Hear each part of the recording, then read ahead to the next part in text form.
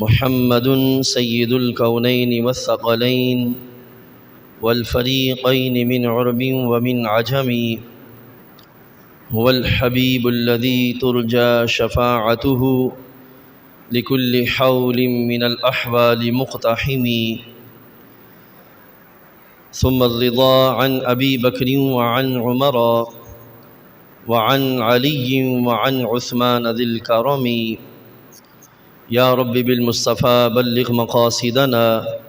واغفر لنا ما مضى يا واسع الكرم يا رب صل وسلم دائما أبدا على حبيبك خير الخلق كلهم۔ اللہ تبارک و تعالی جل جلالہ کی حمد و ثنا اور نبی اکرم نور مجسم شفیع معظم سرکار دو عالم صلی اللہ علیہ وسلم کی بارگاہ اقدس میں ہدیۃً صلاۃ والسلام عرض کرنے کے بعد السلام علیکم ورحمۃ اللہ وبرکاتہ۔ رب ذوالجلال جل وعلا کی فضل و توفیق سے آج ہم ماہ مقدس ماہ رمضان المبارک کے آخری عشرہ کے جمعہ شریف میں اس کی بارگاہ میں حاضر ہیں۔ دعا ہے رب ذوالجلال ہم سب کا حاضر ہونا اپنی بارگاہ میں قبول فرمائے اور جو کچھ بیان کیا جائے اور جو کچھ سماعت کیا جائے وہ کریم ہم سب کے لیے دنیا اور آخرت میں ذریعہ ہدایت و نجات بنائے۔ قرآن مجید فرقان حمید سے میں نے جو آیہ کریمہ تلاوت کرنے کا شرف حاصل کیا، یہ سورہ تحریم کی آیہ کریمہ ہے۔ اس میں رب ذوالجلال اپنے بندوں کو ایک خاص حکم ارشاد فرما رہا ہے۔ خالق کائنات جل وعلا اپنے بندوں پر بڑا مہربان ہے، وہ بندوں سے زیادہ بندوں سے محبت فرماتا ہے۔ اس کی رضا اس میں ہے کہ بندے اس کی بندگی کا اہتمام کرتے ہوئے اپنی زندگی گزارنے کا سلسلہ قائم کریں۔ اگر کہیں غلطی ہو جائے، کہیں کوتاہی ہو جائے تو رب ذوالجلال جل وعلا کی مہربانیوں کے سلسلے ایسے ہیں کہ رب ذوالجلال بندوں سے یہ فرماتا ہے کہ تم اس غلطی پر ڈٹ جانے کی بجائے رب ذوالجلال کی بارگاہ کی طرف رجوع کر لو، لوٹ آؤ،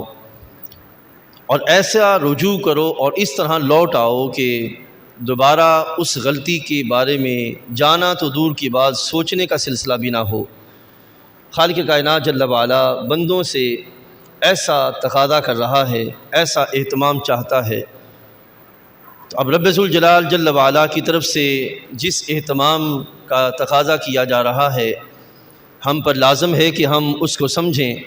اور اس کے مطابق پھر اپنی زندگی کو بنانے کا اہتمام کریں۔ خالق کائنات جل وعلا فرماتا ہے بسم اللہ الرحمن الرحیم یا ایھا الذین آمنوا توبوا الی اللہ توبۃ نصوحا۔ اب لفظ غور کیجئے، یا ایھا الذین آمنوا، اے ایمان والو۔ اب دیکھیے کہ بندے نے اپنے دل سے رب ذوالجلال کی جو الوہیت اور ربوبیت کو تسلیم کیا اور اس کے نبی علیہ السلام کی نبوت و رسالت کو تسلیم کیا اور اقرار کیا، تو خالق کائنات جل وعلا کو بندے کا یہ عمل اتنا پیارا ہے، اتنا محبوب ہے کہ اس کی وجہ سے اس کو دو فائدے ہوئے۔ ایک فائدہ یہ ہوا کہ بندہ اللہ کے عذاب سے مامون ہو گیا، محفوظ ہو گیا، اور دوسرا یہ کہ اللہ نے اس کی وجہ سے بندے کو ایک نام عطا فرمایا اور وہ نام ہے مومن۔ اے ایمان والے، اب خالق کائنات فرما رہا ہے یا ایھا الذین آمنوا، اے وہ بندہ کہ جس کے دل میں میرے پر ایمان ہے، میرے رسول علیہ الصلوۃ والسلام پر یقین کامل ہے، اس کی طرف یہ میرا پیغام ہے۔ تو اب سوچیں کہ یہاں سے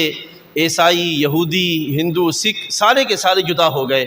اب اس میں رب کائنات کا پیغام صرف ان بندوں کے لیے ہے جو رب کائنات کو تسلیم کیے ہوئے ہیں۔ تو آپ خود سوچیں کہ لمحے کے لیے کہ پھر ان بندوں کو سوچنا چاہیے کہ جس ذات کا ہمارے پر اتنا فضل ہے اور اتنی مہربانی ہے اور وہ ہم پر اتنی کرم نوازی فرما رہا ہے، تو ہم پھر اس سے دور کیوں جائیں اور اس سے اپنا ناطہ کمزور کیوں کریں اور اپنے آپ کو اس کی بارگاہ سے دوری کی طرف کیوں لے جائیں۔ تو اس لحاظ سے عزیز بھائیو، رب تعالیٰ فرما رہا ہے یا ایھا الذین آمنو، بندہ رب تعالیٰ نے بندے کی صفتوں میں یہ رکھا ہے کہ یہ شکر کرنے والا بھی ہے، ناشکرا ہے لیکن شکر کرنے والا ہے، اور خالق کائنات شکر کرنے والوں کو پسند فرماتا ہے۔ تو جب رب ذوالجلال نے ہمیں اپنی بارگاہ سے یہ نام اور عزت اور یہ وقار دے دیا، تو اب ہمیں اس بات کا اہتمام کرنا چاہیے کہ رب کائنات جل وعلا تو نے جو عزت دی ہے، ہم اس عزت کو قائم رکھنے کا اہتمام کریں گے۔ اب فرماتا ہے رب تعالیٰ یا ایھا الذین آمنو توبوا الی اللہ، لوٹ آؤ اللہ تعالیٰ جل وعلا کی طرف، توبہ کرو اللہ تعالیٰ جل وعلا کی بارگاہ کی طرف۔ کیسی توبہ؟ توبۃ نصوحا، ایسی توبہ کہ جس کی آگے جس سے نصیحت ہو جائے، ایسی توبہ۔ اب لفظ توبہ کا معنی کیا ہے؟ توبہ کا معنی یہ ہے لوٹ آنا، رجوع کرنا، پلٹ آنا، یہ کہتے ہیں توبہ۔ رب ذوالجلال جل وعلا کی طرف بندے کا لوٹ آنے کا مطلب یہ ہے کہ جو نظام رب تعالیٰ نے بندوں کو چلنے کے لیے دیا تھا، بندہ اس نظام سے جدا ہوا اور غلطی سے شیطان کے بہکاوے سے یا کائنات کے نظام سے اس کے اندر کسی بھی طرح کوئی خرابی آ گئی۔ اب رب کائنات جل وعلا فرما رہا ہے کہ میری بارگاہ سے ابھی تک تمہارے لیے دروازے کھلے ہیں کہ تم اس دربار پر آنے کے لیے اس رستے پر واپس آ جاؤ جو رستہ رب ذوالجلال نے تمہارے لیے پسند فرمایا ہے۔ تو یہ ہمارا جو واپس آنا ہے، اس واپس آنے کو توبہ کرنا کہتے ہیں۔ اب عزیز دوستو، یہاں پہ ہم نے یہ دیکھنا ہے کہ خالق کائنات جل وعلا جو ہمیں واپس بلا رہا ہے، تو واپس ہم کہاں گئے اور کہاں سے ہم نے کدھر واپس آنا ہے۔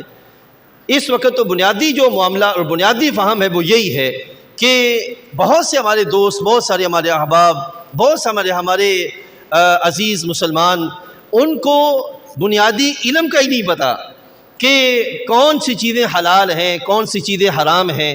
کن کن چیزوں کے میں کس طرح حرام ہونے کا معاملہ آتا ہے اور کن کن چیزوں میں مجھے حلال ہونے کا معاملہ آتا ہے۔ اب جب اس کو پتہ ہی نہیں ہے کہ کون سی چیزیں حلال ہیں، کون سی چیزیں حرام ہیں، تو عزیز دوستو کیا خبر کہ وہ کدھر جا رہا ہے اور کدھر نہیں جا رہا۔ تو رب ذوالجلال جل وعلا نے ہمیں جو ہدایت عطا فرمائی ہے، عزیز دوستو یہ ہدایت جو دی ہے، یہ دی اس لیے ہے کہ بندہ دنیا میں بھی کامیاب ہو جائے اور آخرت میں بھی کامیاب ہو جائے۔ اور ہدایت یہ نہیں ہے کہ بندہ بیٹھ کے تسبیح کرتا رہے اور کہے کہ ہاں مجھے ہدایت مل گئی، ہاں میں ہدایت والا ہو گیا، ہاں میں ہدایت والا ہوں رب تعالیٰ کی طرف سے۔ ہدایت ایک مکمل نظام ہے جس میں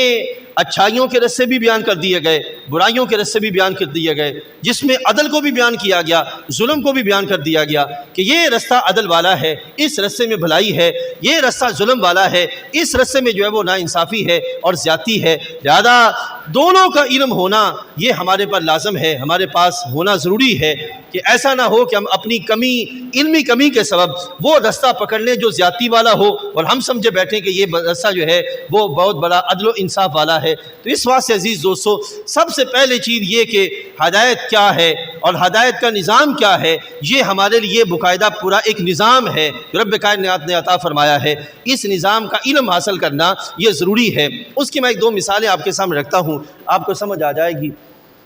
اب ہدایت کا جو نظام ہے، اس میں ایک طرف بھلائی ہے اور ایک طرف جو ہے وہ برائی ہے۔ بھلائی کے بھی اپنے درجات ہیں کہ ایک چیز فرض کی گئی، ایک چیز واجب کی گئی، ایک چیز سنت ہے، ایک چیز مباح ہے۔ اس طرح ہی برائی کے اندر ایک حرام ہے، ایک مکروہ تحریمی ہے اور ایک جو ہے وہ پھر اسعاد ہے۔ اس طرح کر کے شریعت میں درجے بیان کیے گئے۔ اب ایک بندے کو پتہ ہی نہیں ہے کہ فلاں جو عمل ہے اس کا درجہ کیا ہے۔ ہو سکتا ہے کہ وہ مستحب درجے کو فرض سمجھ بیٹھے، ہو سکتا ہے وہ ایسے معاملے کو جو حرام ہے، حرام قطعی ہے، اس کو محض برا سمجھ بیٹھے اور وہ کرتا رہے اور وہ حرام کے سبب گناہ کبیرہ کا مرتکب ہوتا رہے۔ تو یہ شریعت مطہرہ نے پورا ایک نظام عطا فرمایا کہ بندہ سارا علم سیکھے، یعنی کہ وہ جو بندے کی زندگی کے لحاظ سے ضروری ہے۔ مثلا ایک بندہ بالغ ہوا تو اب اس کو اپنی بلوغت کا علم سیکھنا چاہیے، نوجوان ہو گیا کہ اخلاقیات کا علم سیکھنا چاہیے، شادی کا دور آیا تو شادی کے لحاظ سے سیکھنا چاہیے، کاروبار کا معاملہ آیا تو حلال اور حرام کی تمیز سیکھنی چاہیے، اسی طرح ایمانیات کے باب میں بنیادی عقائد سیکھنے چاہیے، اور عبادات کے لحاظ سے نماز روزہ جو اس پہ ذمہ داریاں آتی ہیں وہ یہ ساری چیزیں سیکھے۔ اب اگر وہ نہیں سیکھتا اور وہ بہت ساری ایسی چیزیں جو کہ فرض ہیں وہ محض ہلکا جان کے چھوڑ دیتا ہے یا کہ حرام ہے لیکن ہلکا سمجھ کے وہ کرتا رہتا ہے، تو اس کا مطلب یہ ہے کہ وہ بہت بڑے جرائم کا مرتکب ہو رہا ہے۔ تو اس بات سے ہر لحظے پر درستگی تب آئے گی جب بندہ ہر مقام کے علم کو سیکھ کر آگے بڑھنے کا اہتمام کرے گا۔ کسی کے ذہن میں خیال آئے گا بھئی اتنا وقت کسی کے پاس کہاں؟ عزیز دوستو، آپ اس بات کو سمجھیے، میں ایک مثال کے ذریعے آپ کو سمجھاتا ہوں۔ ایک بندہ کی کسی جگہ اچھی جگہ جوائننگ ہو گئی اور وہاں پہ سیلری پیکج بڑا اچھا ہے، تو اب وہ بندہ اس جو سسٹم ہے اس کے لحاظ سے اگر اس کے پاس ڈگری پوری ہے تو اس کی جوائننگ اچھی ہوگی، اور وہ اب اس جو سسٹم ہے اس کو اگر صحیح طریقے سے پالیسی کے لحاظ سے فالو کرے گا تو اس کا نتیجہ کیا نکلے گا کہ وہ جو صرف پہلی پوسٹ ہے اس تک محدود نہیں رہے گا، بلکہ بڑھتے بڑھتے ہو سکتا ہے وہ اچھی پوسٹ تک چلا جائے، اور وہ اپنی اچھی پوسٹ کو باقی رکھنے کے لیے کیا اہتمام کرے گا؟ سخت محنت کرے گا کہ کہیں ایسا نہ ہو کہ میرا باس مجھ سے ناراض ہو جائے اور میرا یہ سلسلہ میرے ہاتھوں چلا جائے، کیونکہ اسی سے میری زندگی کی بقا ہے، دنیا میں بھی درستگی ہے، معاشرے میں بھی اسٹیٹس ہے، ہر مقام پہ میرے اصلاح کا معاملہ ہے۔ اب عزیز دوستو کہ ایک وہ زندگی جو کہ دنیوی ہے، مختصر ہے، 60 یا 70 سال کی ہے، اس کے سٹیٹس کو اچھا کرنے کے لیے بندہ ڈپلومے بھی کرے، کورسز بھی کرے، اور پھر اس کو جوائننگ کرنے کے بعد اس پہ محنت بھی کرے، اور پھر صحیح طریقے سے پالیسی فالو کرتے ہوئے پھر آگے سے آگے اعلیٰ سے اعلیٰ پوسٹ تک جانے کا اہتمام بھی کرے۔ ایک اس دنیا کے لحاظ سے بندہ اتنی محنت کرے تو وہ دنیا جو دنیا میں بھی ہے، قبر میں بھی ہے، حشر میں بھی ہے، قیامت کے دن بھی ہوگی، وہ زندگی، اس کے لحاظ سے اگر کوئی بندہ مومن محنت نہ کرے تو اس کا مطلب یہ ہے کہ اس کو اس زندگی کی اہمیت کا پتہ نہیں ہے اور اس کے فوائد کا پتہ نہیں ہے۔ عزیز دوستو یاد رکھیے گا، ایک بندہ ہے کافر، کفر کے لحاظ سے وہ چل رہا ہے، اللہ کو نہیں مانتا، نبی علیہ السلام کو نہیں مانتا، نظام اسلام کو نہیں مانتا، اگر وہ سستی کرے تو وہ اس کا سستی کرنا حق بجانب ہے، لیکن اگر مومن سستی کرے، اس کو بتا دیا گیا ہے کہ تمہاری دنیوی زندگی بھی ہے، اخروی زندگی بھی ہے، اور اس دنیوی زندگی کے ذریعے ہی اخروی زندگی کی درستگی کا اہتمام ہونا ہے۔ ہرگز یہ نہ سمجھیے گا کہ اس دنیوی زندگی کے بعد جو اخروی زندگی کی اصلاح کے لیے ایک اور زندگی ملے گی اور پھر اس کے ذریعے باقاعدہ آخرت کے معاملات کے لحاظ سے درستگی کا اہتمام کرنا ہے۔ نہیں میرے بھائیو، زندگی ایک ہے، اس کے بعد نئی زندگی نہیں ملے گی، اور بندہ مومن کو جو نظام دیا گیا ہے ایک ہی وقت میں وہ بندہ دنیا کے معاملات کو بھی پورا کر رہا ہوتا ہے اور اسی کے ذریعے اپنی آخرت کی بقا کا بھی اہتمام کر رہا ہوتا ہے۔ یہ اسلام کا جو نظام ہے یہ ایسا ہے، ایک ہی وقت میں دونوں کام کر رہا ہوتا ہے۔ تو عزیز دوستو سوچئے ایک لمحے کے لیے کہ جو محض ایک دنیا کے لحاظ سے اچھا پیکج ملنے کے سبب اتنی محنت کرے اور آخرت کے لحاظ سے وہ قطعاً محنت نہ کرے تو اس کا انجام کیا ہوگا؟ اب اس پر میں آپ کو پہلو بتائے دیتا ہوں۔ مثلاً ہم کاروبار کے لیے مارکیٹ میں آتے ہیں، مارکیٹ میں صبح نکلے اور ہمارا ذہن صرف یہ ہے کہ میں نے پیسہ کمانا ہے، اس کے سوا اور کوئی سوچ نہیں ہے، لیکن دوسری طرف ایک اور نوجوان اسلام کے دائرے میں رہتے ہوئے رسول اللہ صلی اللہ علیہ وسلم کے عطا کردہ نظام کے مطابق وہ آگے بڑھتا ہے، اس نیت پر کہ میں اللہ کے دیے ہوئے رزق کو تلاش کرنے کے لیے جا رہا ہوں، اور پھر وہ اس سسٹم میں آ کر اس نظام کو سامنے رکھتا ہے کہ میں حرام نہیں کھاؤں گا، حلال پہ باقی رہوں گا۔ اب اس نہج پر جو بندہ رزق کمانے کے لیے آتا ہے، رستے میں چلتے ہوئے اس کو ذہن میں پریشانی آتی ہے کہ کہاں سے مال خریدوں گا اور کہاں مال بیچوں گا،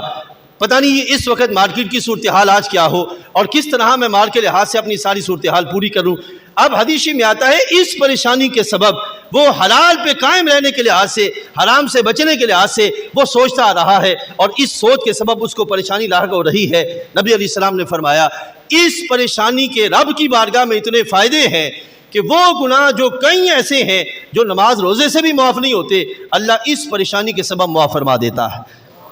اب سوچیں ایک لمحے کے لیے کہ کتنے فوائد ہیں کہ جو بندہ علم کے تحت اللہ کے نظام پہ باقی رہنے کے لیے آگے بڑھتے ہوئے صرف ایک کام کے لحاظ سے وہ اتنا اہتمام کرتا ہے تو اس کو اللہ تعالیٰ اپنی بارگاہ سے اتنا اجر دیتا ہے، مقام دیتا ہے۔ اس کے برعکس ایک بندہ حلال اور حرام کی تمیز کیے بغیر وہ مال کماتا ہے، رات کو اس بندے کی نسبت وہ ہو سکتا ہے 10 روپے بالفرض وہ زیادہ کما لے، لیکن میرے بھائیوں اس کا نقصان یہ ہوگا، اس کی طبیعت میں پریشانی ہوگی، اس کے گھر میں نقصانات ہوں گے، جملہ معاملات کے اندر۔ میں کئی ایسے لوگوں کو جانتا ہوں، آپ بھی ان لوگوں کو جانتے ہوں گے کہ مال کی کثرت ہے لیکن کیس ہیں کہ جان نہیں چھوڑتے، مال کی کثرت ہے کہ بیماریاں کہ جان نہیں چھوڑتی، مال کی کثرت ہے کہ اولاد جو ہے وہ ضائع ہو رہی ہے۔ عزیز دوستو، جو حلال رزق ہے نہ وہ خود ضائع ہوتا ہے نہ اس کے کھانے والا ضائع ہوتا ہے، اور جو حرام معاملہ ہے اس میں وہ افراد بھی جو ہے وہ ضائع ہو جاتے ہیں، مال بھی ضائع ہو جاتا ہے اور افراد بھی ضائع ہو جاتے ہیں۔ کسی کے ذہن میں خیال آئے گا ہمیں تو باقاعدہ اس کا کوئی احساس نہیں ہوتا۔ عزیز دوستو، جو بندہ جس رستے پہ چلتا ہے اس کو چلنے کے سبب احساس ہوتا ہے۔ میں کئی ایسے لوگوں کو جانتا ہوں حلال کماتے ہیں اور اچھا خاصا حلال کا سلسلہ ان کے پاس ہے، ان کی خود بھی طبیعتوں میں سکون ہے اور اولاد بھی سکون والی ہیں، اور کئی ایسے لوگوں کو جانتا ہوں کہ جن کی طبیعتوں میں نہ خود سکون ہے نہ اولاد میں سکون ہے۔ تو بے سکونی کیوں ہے؟ عزیز دوستو، اس کی وجہ یہ ہے کہ ہم نے اس نظام کو چھوڑ دیا جس نظام میں سکون تھا، اور جس نظام میں سکون نہیں تھا ہم ان نظام کی طرف بڑھتے چلے گئے۔ اب رب تعالیٰ فرماتا ہے توبو الی اللہ توبۃ نصوحا، لوٹ آؤ اس رستے کی طرف جس رستے کو رب نے تمہارے لیے پسند فرمایا ہے۔ اب یہاں پہ رک کر میں ایک دو مثالیں اور عرض کروں گا سمجھنے کے لحاظ سے۔ عزیز دوستو، سوچئے ایک بندہ علم حاصل نہیں کیے ہوئے اور وہ بندہ ساری رات کسی بزرگ کے پاس کسی محفل نعت میں کسی تسبیح والی جگہ پہ بیٹھ کے وہ گزارتا ہے، صبح آتا ہے اور اس بندے کو یہی نہیں پتا کہ میں نے فجر پڑھنی کہ نہیں پڑھنی، فجر کی اہمیت کو سمجھے بغیر وہ فجر قضا کرتا ہے، سو جاتا ہے۔ اب رات کو بھلے وہ جاگا، بھلے وہ تسبیح کرتے ہوئے جاگا، لیکن وہ نیک عمل جو فرض کی ضیاع کا سبب بنا، اس نیک عمل کی کوئی حیثیت نہیں، اس کا کوئی فائدہ نہیں۔ اسی طریقے سے اگر کوئی بندہ، میں اس کو اور آپ کے سامنے آسان کیے دیتا ہوں، فجر کی نماز کے لیے آیا، اس وقت درود جو سنتیں پڑھنا ہے ہم پہ لازم کیا گیا کہ سنتیں پڑھی جائیں، یہاں تک کہ اگر فقہی معاملہ یہ ہے کہ جماعت کے اخیر تک ہم سنتیں پڑھ کے شامل ہو سکتے ہیں تو سنتیں پڑھ لیں اور پھر جو ہے وہ شامل ہوں۔ ایک بندہ سنتیں ترک کر دیتا ہے اور کہتا ہے کہ اس کے مقابلے میں بیٹھ کر 1000 دفعہ میں درود پاک پڑھ لیتا ہوں۔ اب بھلے اس نے درود پاک پڑھا لیکن اس نے جو سنت کو ترک کیا وہ درود پاک پڑھنا بدعت شمار ہوا۔ اس بدعت کا فائدہ کیا ہے اور اس سنت کے ترک کا نقصان کیا ہے؟ حضرت امام ربانی فرماتے ہیں ایک بندہ اگر 100 سال تک بھی بدعات پہ چلتا رہے اور ان کے مقابلے میں سنت کو ترک کرتا رہے تو اللہ تعالیٰ 100 سال کے بعد بھی اس کو وہ روشنی نہیں دے گا جو ایک سنت پہ عمل کرنے کے سبب عطا فرما دے گا۔ اب سوچیں کہ لمحے کے لیے سنت کے اگر اتنے درجے ہیں تو پھر اس کے بعد فرائض کا درجہ کتنا زیادہ ہے۔ تو اس واسطے عزیز دوستو، ہم نے علم حاصل کرنا ہے تو پھر ہم نے دیکھنا ہے کہ کون سا فرض ہم سے چھوٹ رہا ہے کہ جس کے سبب ہم سے نورانیت اور سکون اور پریشانی کا معاملہ جو ہے وہ سامنے آ رہا ہے اور سکون جو ہے وہ ہاتھ سے چھوٹ رہا ہے۔ اسی طریقے سے حرام معاملات کی طرف آتے ہیں۔ آج کے اس دور کے اندر سب سے زیادہ جو معاملہ آن پڑا ہے ہمارے نوجوانوں کے درمیان وہ ہے سوشل میڈیا کا بے دریغ استعمال، اور ایسا استعمال کا جس کے نہ سر ہے نہ پاؤں ہے۔ اب مجھے ذرا سوچ کے بتائیے گا کہ سوشل میڈیا پہ بندہ بیٹھا اپنا مال بھی صرف کرتا ہے، صلاحیتیں بھی صرف کرتا ہے، اپنا وقت بھی صرف کرتا ہے،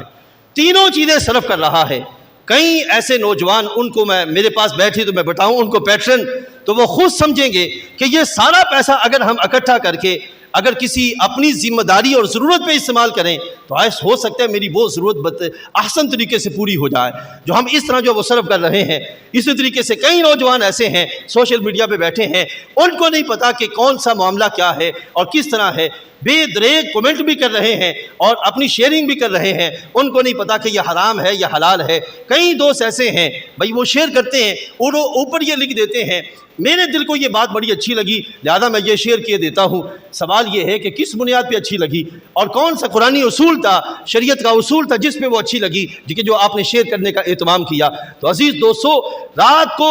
گئے تک اپنا وقت ضائع کرنا اور صبح فجر بھی ترک کر دینا، یہ کہاں کی عقل مندی ہے؟ یہ ہے وہ پہلو جو کہ ہمارے درمیان موجود ہیں جن کی طرف ہم توجہ نہیں کرتے، اور خاص طور پہ ہمارا نوجوان۔ اب ایک بندہ اپنی ذہنی صلاحیتیں ضائع کر رہا ہے، مال ضائع کر رہا ہے، وقت ضائع کر رہا ہے، تو اس کا مطلب یہ کہ وہ 3 چیزوں کے ضائع کرنے کے سبب ایک وقت ایسا بھی آئے گا کہ معاشرے پہ بوجھ بن جائے گا، اور کسی بھی طرح اس کی معاشرے کے اندر کوئی ویلیو بھی نہیں ہوگی، اور وہ اس تنکے کی مانند ہوگا جو تنکا ہوا بہا کے کبھی ادھر لے جائے اور کبھی ادھر لے جائے۔ اس واسطے عزیز دوستو، اور سوشل میڈیا اس وقت ایک ایسا ناسور بن چکا ہے، کوئی شک نہیں ہے اس میں بہت سارے انٹرٹینمنٹ کے فوائد ہیں، انٹرٹینمنٹ کے اثرات ہیں اور مقامات ہیں، لیکن عزیز دوستو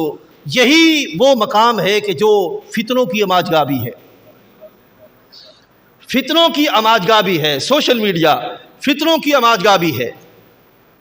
ہمارے نبی علیہ السلام کی ایک حدیث طیبہ کے سرکار نے فرمایا کہ ایک وقت ایسا بھی آئے گا کہ فتنے اس طرح آن پڑیں گے جیسے تسبیح کے دانے ٹوٹ کے گرتے ہیں، اس طرح فتنے آ جائیں اور فتنے بارش کی طرح برسیں گے۔ اب مجھے سوچ کے بتائیے گا، کوئی بندہ یہ کہے کہ میں نماز روزہ کرتا ہوں، مجھے فتنے کیا کہیں گے؟ یا میں اتنی خیرات و صدقات کرتا ہوں، مجھے فتنے کیا کہیں گے؟ یا میں اتنے میلاد شریف کا اہتمام کرتا ہوں، مجھے فتنے کیا کہیں گے؟ یا مجھ سے بڑا صوفی کوئی نہیں ہے، مجھے فتنے کیا کہیں گے؟ نہیں میرے بھائیوں، خالق کائنات جل وعلا کو صرف نماز روزے کا اپنی بارگاہ میں کوئی حیثیت نہیں ہے۔ اگر ایک بندہ یہاں پہ سجدہ کرے لیکن باہر جاتے ہوئے برائی کو دیکھے، لیکن اس کے دیکھنے کے بعد بھی طبیعت میں کسی طرح کا ملال نہ آئے، طبیعت میں پریشانی نہ آئے، اور جو پیشانی ہے اس پہ بال نہ پڑے، عزیز دوستو رب ذوالجلال جل وعلا کو بارگاہ میں ایسے سجدوں کی قبولیت کی کوئی حیثیت نہیں ہے۔ اس واسطے عزیز دوستو ہم نے اس چیز کا اہتمام کرنا ہے کہ جہاں خود کو سجدوں کے لیے تیار کرنا ہے، وہیں پہ وہ بدبو، وہ سوچیں، وہ فکر، وہ انداز زندگی اور وہ اعمال کہ جن کے سبب لوگوں کی زندگیاں تباہ ہوتی ہیں، ہم نے خود کو بھی روکنا ہے اور اوروں کے روکنے کے لحاظ سے بھی اسباب کرنے ہیں۔ کسی کے ذہن میں خیال آئے گا کہ مجھے یہ کرنے کی ضرورت نہیں ہے، میں ان سے پوچھتا ہوں ذرا سوچ کے بتائیے،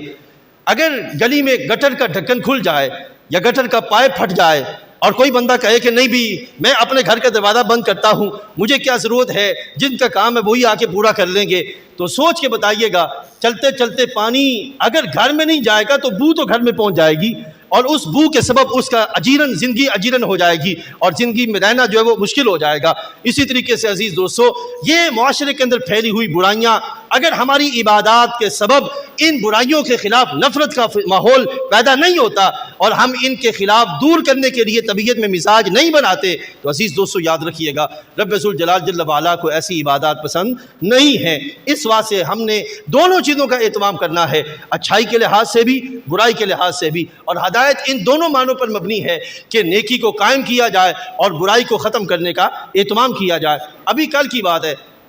مجھے ایک نوجوان ملا، کہنے لگا جی الحمدللہ میری ایک امریکن جو کمپنی ہے اس میں میری جاب ہو گئی ہے۔ اب وہاں کی صورتحال یہ ہے کہ ایسا زبردست سسٹم ہے، ایسا نظام ہے اور ایسے وہاں کے جو پالیسی ہے کہ اگر قرآن اور شریعت مطالعہ کے نظام کو سامنے رکھا جائے تو وہ پالیسی سیم نظر آتی ہے۔ میں نے کہا کہ افسوس ہے آپ پر اور ہمارے اس نظام پر کہ وہ نظام جو 1400 سال پہلے ہمیں دیا گیا، جس میں باقاعدہ پالیسی موجود ہے، صرف سسٹم نہ ہونے کی وجہ سے اس پالیسی کے اثرات ہم تک نہیں پہنچے، اور آج اب وہاں پہ پہنچے اس سسٹم کے اندر، وہاں پہ کوئی ہیڈ آف دا اسٹیٹ بیٹھا تھا جو بڑے اسٹرکٹ طریقے سے پالیسی فالو کروا رہا تھا، تو آپ نے جاتی کہنا شروع کر دیا کہ ہاں وہ سسٹم بڑا اچھا ہے، کہ اس کے پالیسی کے اثرات بڑے اچھے ہیں۔ عزیز دوستو یاد رکھیے گا یہ نظام ہمارے درمیان موجود ہے جو روحوں کو خوشبو دیتا ہے، آنکھوں کو پاکیزہ کرتا ہے۔ اس نظام کو ہم نے خود لاگو کرنا ہے اور پھر اس کے فوائد اور برکات ہمارے سامنے آئیں گی۔ اس واسطے عزیز دوستو یا ایھا الذین آمنوا توبوا الی اللہ توبۃ نصوحا، اب اگر کوئی بندہ یہ کہے کہ بھئی آج میں دن میں بیٹھ کر جمعہ کی نماز کے بعد 2 رکعت نماز نفل پڑھتا ہوں اور 100 نہیں 1000 دفعہ بیٹھ کے استغفار کرتا ہوں تو میری توبہ اللہ کی بارگاہ میں قبول ہو جائے گی۔ عزیز دوستو رب ذوالجلال بندوں سے ایسی توبہ کا تقاضا نہیں کر رہا، ایسی توبہ کا تقاضا یہاں سے کوئی بندہ باہر نکلے موبائل ہاتھ میں لے کر اسی گند میں پڑ جائے جس گند میں وہ رمضان شریف میں پہلے تھا، تو رب ذوالجلال کی بارگاہ میں ایسی توبہ کی قبولیت کا کوئی معاملہ نہیں ہے۔ اسی طریقے سے ایک عام سے عام بندے سے لے کر ریڑھی لگانے والے سے لے کر اوپر تک کا ہر بندہ اس وقت پریشان ہے۔ عزیز دوستو یہ پریشانی کیسی دور ہوگی اگر وہ بندہ ترازو کے میں مال ڈالتے ہوئے تو بسم اللہ پڑھے لیکن ترازو پورا کرتے تک وہ بسم اللہ کے تقاضوں کو پورا نہ کرے، تو میرے بھائیوں اس کی توبہ کوئی توبہ نہیں ہے۔ اس کی توبہ کا سارا معاملہ یہ ہے کہ جب ترازو میں مال ڈالا تو بسم اللہ پڑھی اور مال کے پورا کرنے تک وہ بسم اللہ کے تقاضوں کو پورا کرتا ہے، اب وہ بندہ اللہ کی بارگاہ میں اپنی توبہ کی شرائط کو پورا کر رہا ہے۔ لیکن اگر کوئی بندہ بسم اللہ کے لیے ترازو تو پکڑے اور ترازو توڑتے ہوئے بسم اللہ پڑھے، لیکن بعد میں جیسی ہڈ حرامی کسی اور میں اور حرام زدگی کسی اور میں پائی جاتی ہے، ویسے حرام معاملات اس میں بھی پائے جائیں، تو مجھے ذرا سوچ کے بتائیے گا وہ تو اللہ سے مذاق کر رہا ہے، وہ تو اللہ سے مذاق کر رہا ہے اور شیطان کا پجاری اور اسیر بنا بیٹھا ہے۔ اس واسطے میرے بھائیوں ہم نے دونوں چیزوں کا اہتمام کرنا ہے، اللہ کی بارگاہ میں صحیح سجدہ ریزی اور اس کی بارگاہ میں آنسوؤں کو بہانا اور اپنے ترازوں کو صحیح طور پر قائم رکھنے کا اہتمام کرنا، اپنی زبان سے، اپنے قلم سے، اپنے معاملات سے، پھر نتیجہ کیا نکلے گا؟ اللہ تعالی ہمیں برکت عطا کرے گا۔ اور خالق کائنات کا فرمان ہے یوم یا ایھا الذین آمنوا توبوا الی اللہ توبۃ نصوحا، کہ ایسی توبہ کرو جو سچی توبہ ہو۔ اب یہاں پہ حضرت عمر فرماتے ہیں رضی اللہ عنہ کہ سچی توبہ کون سی ہوتی ہے؟ اللہ کرے ہم سب کو نصیب ہو جائے، لیکن کوشش کرنی ہے کہ اس توبہ پہ قائم رہیں۔ آپ فرماتے ہیں کہ سچی توبہ یہ ہے کہ جس طرح دودھ دوہا جائے تو وہ کھیری میں واپس نہیں جاتا، اسی طرح سچی توبہ ہے کہ جس راہ سے لوٹ آئے اس راہ کی طرف بندہ واپس نہ جائے، یہ ہے سچی توبہ۔ مشائخ فرماتے ہیں، اولیاء صوفیاء کاملین وہ فرماتے ہیں جس راہ سے بندہ لوٹ آیا اس راہ تک جانا تو دور کی بات، 20 سال تک اس راہ کا بندے کے ذہن میں خیال نہ آئے، تو یہ سچی توبہ ہے۔ میرے بھائیوں سوچئے گا کہ ہم اپنے نفس کے ہاتھوں کتنے مجبور ہو چکے کہ ادھر سے توبہ کریں ادھر پھر ٹوٹ جائے، پھر توبہ کریں پھر ٹوٹ جائے۔ ایک بندہ ساری رات نفل پڑھے اور صبح پھر برائیوں کی راہ پہ چل پڑے، تو سوچئے ذرا کہ وہ اپنے نفس کے ہاتھوں کتنا پجاری بنا بیٹھا ہے۔ اس بات سے عزیز دوستو ہم نے سچی توبہ کرنی ہے۔ اب سچی توبہ کا معاملہ کیا ہے؟ رب تعالیٰ فرماتا ہے توبۃ نصوحا عسیٰ ربکم ان یکفر عنکم سیئاتکم، کہ عنقریب اللہ تعالیٰ تمہاری برائیوں کو مٹا دے گا، برائیوں کو مٹا دے گا۔ اب برائیاں کیسے مٹیں گی؟ عزیز دوستو برائیاں اس طرح مٹیں گی کہ جب کوئی بندہ حرام سے رکتا ہے اور پھر حلال کی راہ پہ چل پڑتا ہے تو اس کی استقامت کے سبب اللہ پچھلے گناہ معاف فرما دیتا ہے۔ نیکی پر استقامت کے سبب اللہ پچھلے سارے گناہ معاف فرما دیتا ہے۔ اب رب تعالیٰ اپنی کرم نوازی سے گناہوں کے معافی کے لیے تیار ہو اور بندہ ہے کہ وہ معافی کروانے کے لیے تیار نہ ہو، تو سوچیں ذرا کہ وہ کس طرف جا رہا ہے اور کون سا رستہ اختیار کیے ہوئے ہے۔ اس بات سے عزیز دوستو رب ذوالجلال جل وعلا آج بھی ہمارے لیے مہربان ہے، آج بھی ہمارے لیے کرم نوازی فرماتا ہے۔ اب رمضان شریف یہ آخری آج عشرہ چل رہا ہے، اب ہمیں نہیں معلوم، یہ تو پتہ ہے موت آنی ہے، لیکن ہمیں نہیں معلوم کہ اگلا رمضان نصیب ہو کہ نہ ہو۔ کہ کسی کے پاس اگر مور ہے تو مجھے بھی بتا دے، میں بھی جا کے وہاں سے مور لے آتا ہوں تاکہ مجھے تو پتہ ہو کہ اگلے رمضان شریف تک میں نے زندہ رہنا ہے۔ حدیث طیبہ میں آتا ہے سرکار نے فرمایا کہ ایک رمضان سے دوسرے رمضان تک، کہ ایک بندہ رمضان گزار کے پھر دوسرا رمضان جب آتا ہے اس دورانیے میں اگر کوئی بندہ غلطی کوتاہی خطا کر بیٹھے اور اگلا رمضان آ جائے اور اس رمضان کو وہ صحیح طریقے سے گزارے، تو نبی علیہ السلام نے فرمایا کہ پچھلے رمضان کے درمیان ایک سے دوسرے رمضان کے درمیان جو خطا غلطی ہوئی ہوتی ہے اللہ سارے معاف فرما دیتا ہے۔ اب میں آپ سے پوچھتا ہوں کہ پچھلا رمضان تو گزر چکا، اب یہ رمضان ہمارے درمیان ہے، اگلے رمضان کا پتہ ہی نہیں ہے، تو جس بات کا میرے بھائیوں پتہ نہ ہو، ایک غیر یقینی معاملہ ہو کہ آئے کہ نہ آئے، تو میرے بھائیوں پھر ہم پہ لازم کیا ہے کہ وہ طریقہ پکڑیں کہ ہر حال میں بندہ اپنے آپ کو تیار رکھے کہ نہ آیا تب بھی ٹھیک، آ گیا تب بھی ٹھیک، اگر توبہ سچی کر کے اس پہ استقامت اختیار کر لیں گے تو اللہ تعالیٰ اس توبہ کی برکت سے اپنی بارگاہ سے جنت عطا فرما دے گا۔ تو اس طرح کی توبہ کا عزیز دوستو اہتمام کیا جائے اپنے اندر، اور میں بار بار نوجوانوں کو عرض کروں گا عزیز دوستو اس طرح کی توبہ کا اہتمام کریں، والدین کو عرض کروں گا اپنے گھر کے ماحول کو دینی بنانے کا اہتمام کریں، اپنی ترجیحات میں دین لانے کا اہتمام کریں، جو یہاں پہ مالک حضرات ہیں، منشی حضرات ہیں، ان کے لیے عرض کروں گا کہ اپنے جو سٹاف ہے ان کے درمیان اپنا اخلاق بھی ٹھیک کریں، اپنا کردار بھی ٹھیک کریں، اور پھر اپنے آفس کا جو ماحول ہے اس میں نیکی کو قائم کرنے کا اہتمام کریں، اور برائی کے لحاظ سے نفرت کا مزاج جو ہے وہ اپنی طبیعت میں پیدا کرنے کا اہتمام کریں۔ یقین جانیے جہاں نبی علیہ السلام نے ایک باپ کو ذمہ دار فرمایا، وہیں پہ نبی علیہ السلام نے ایک وہ بندہ جس کے تحت کئی لوگ کام کرتے ہیں ان کو بھی نبی علیہ السلام نے فرمایا کہ اگر تمہاری وجہ سے وہ بندہ ٹھیک ہو گیا تو اللہ اس کی برکت سے تمہاری بھی بخشش فرما دے گا۔ تو کتنے بلائی والے معاملے ہیں ہر اس بندے کے لحاظ سے جو کسی بھی طرح ذمہ دار ہے۔ تو عزیز دوستو، اگر کسی جگہ کوئی پالیسی ہو تو بندہ اس پالیسی کی تعریف کرے، اور وہ پالیسی جو اسلام دیتا ہے اس کی تعریف نہ کرے، تو اس کا مطلب یہی ہے کہ اس کو پالیسی کی سمجھ ہی نہیں ہے، اور نہ ہی وہ پالیسی نے اس کو صحیح طریقے سے اس نے پالیسی کو سمجھنے کا اہتمام کیا ہے۔ تو عزیز دوستو، اسلام کی پالیسی، اسلام کا نظام ہے، اس کو صحیح طور پر جب ہم فالو کریں گے تو پھر نتیجہ کیا نکلے گا؟ اللہ عزت بھی دے گا، مرتبے بھی دے گا۔ اور قرآن مجید فرقان حمید، جس کا اب تراویح میں بھی ختم ہو رہا ہے، اور ویسے بھی بہت سے لوگ جو ترجمہ قرآن مجید کی تلاوت کرتے ہوں گے ان کا اختتام ہو رہا ہوگا۔ عزیز دوستو، یہ قرآن ہمارا امام ہے۔ قرآن کیا ہے؟ قرآن کیا ہے؟ ابھی بہت سے لوگوں کو نیند طاری ہے، آنکھیں ان کی شاید بند ہوں، اسی وجہ سے زبان پہ بھی سستی ہوگی۔ یہ سبق ہم یاد کر رہے ہیں، اور یہ سبق کس نے پڑھایا ہمیں؟ ہمارے رسول علیہ السلام نے پڑھایا۔ اور کیا سبق کیا ہے؟ قرآن ہمارا امام ہے، قرآن ہمارا امام ہے، اور ایسا امام ہے کہ نبی علیہ السلام نے فرمایا جس کا ایک سرا زمین پر دوسری سرا رب تعالیٰ کی بارگاہ میں ہے، کہ جو اس کو تھامے گا اللہ تعالیٰ جل وعلا اس کو اپنی جنت عطا فرما دے گا۔ لیکن اس سے ہدایت کس کو ملے گی؟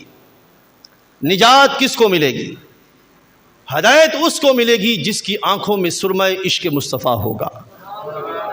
اس کو، کیونکہ قرآن فرماتا ہے یضل بہ کثیرا ویہدی بہ کثیرا، بہت سے لوگ اس وجہ سے گمراہ ہو جائیں گے، بہت سے لوگ اس کی وجہ سے ہدایت پا جائیں گے۔ تو عزیز دوستو، ہدایت وہ پائے گا جس کی آنکھوں میں سرمہ عشق مصطفیٰ ہوگا، اور جو قرآن اور اپنے درمیان عقل کو رکھ کے چلے گا، ہو سکتا ہے وہ گمراہ ہو جائے،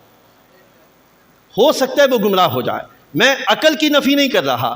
لیکن محض عقل کا جو وہ نفی کر رہا ہوں، محض عقل کی نفی کر رہا ہوں۔ عقل کو شریعت مطہرہ کے احکام کے مطابق چلایا جائے تو عقل وہ روشنی ہے کہ جو بندے کو اللہ کی معرفت کروا دیتی ہے، لیکن محض عقل کے لحاظ سے اگر بندہ چلے تو یہ ایسا گھپ اندھیرا ہے کہ بندہ ایسے بھنور میں پھنستا ہے کہ نکل ہی نہیں سکتا۔ آج زمانے میں جتنے فتنے ہیں وہ اسلام میں ہوں یا باہر ہوں، کلمہ گو کے درمیان ہوں یا باہر ہوں، ان کی وجہ یہ ہے کہ وہ عشق مصطفیٰ کا سرما اپنی آنکھوں سے اوجھل کر ڈالا۔